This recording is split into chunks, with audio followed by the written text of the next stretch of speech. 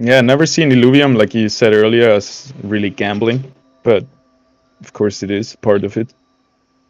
Mm, Well, not it's officially, like probably not in a traditional sense, but there is parts of it uh, definitely touching it.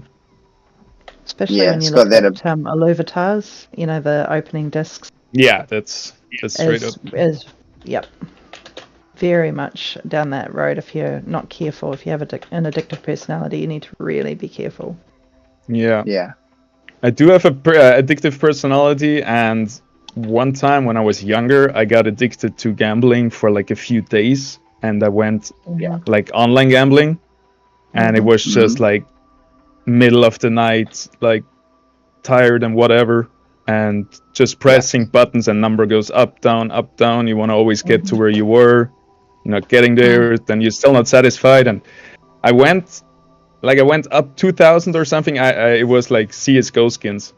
So it was like the first Yeah. edition of NFTs. And you would put, for example, I would put $1 CS:GO skin in, and the pot had $1,000 in it. I would have a 0.1% chance, or like bad example, but if I put $1 in and there's 100 in a pot, I have 1% chance of winning the pot.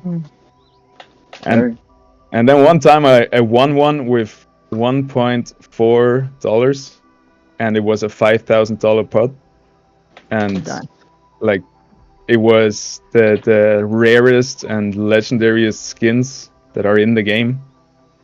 And I was so happy, but I couldn't stop, and it went down again to 500 or something, minus 500, minus almost 1,000.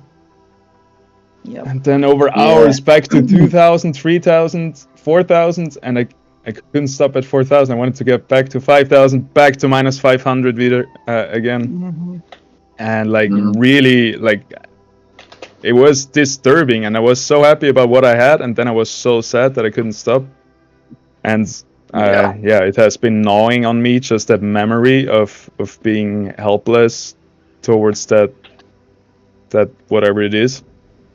And that was probably a very cheap lesson for you, to be honest. Some people. Yeah, and since ever then, I couldn't touch it again. And even if I did, like with discs and all of that stuff, it's my computer, my mind and body would just go in like I couldn't. It's hard to explain. But I my mind was so against it from that first lesson that I wouldn't have the urge anymore. Yeah. That's good. But sorry, what I wanted to say as an ender, it must be fucking horrible to be addicted to it. I'm glad I could get away from it, and fucking hell, it's bad shit though. Kind of lucky that maybe that you had that shock experience to begin with, because sometimes people don't get that, and they actually they can because it's a slow feed into it, they don't have that shock and awe sort of effect, and they just think, I'll kind of be okay. But when you've had a big win and then you see a big loss, really quickly, it gets to you quite fast, and hopefully, and as it did with you, enough time that you've realised what's going on.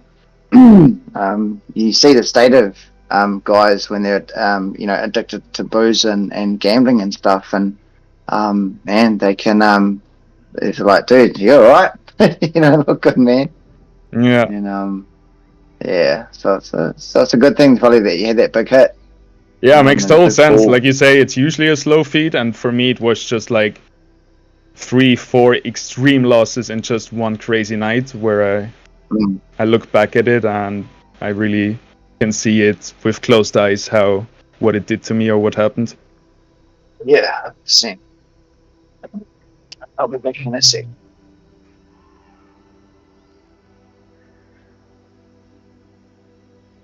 But now I can say I do it for work, so all the 4,000, if they're all gone today, it's all good. It's a work expense, right?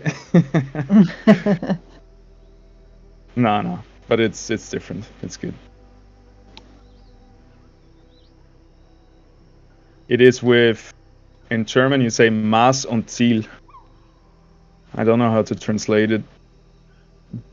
but it's with aim and proportion.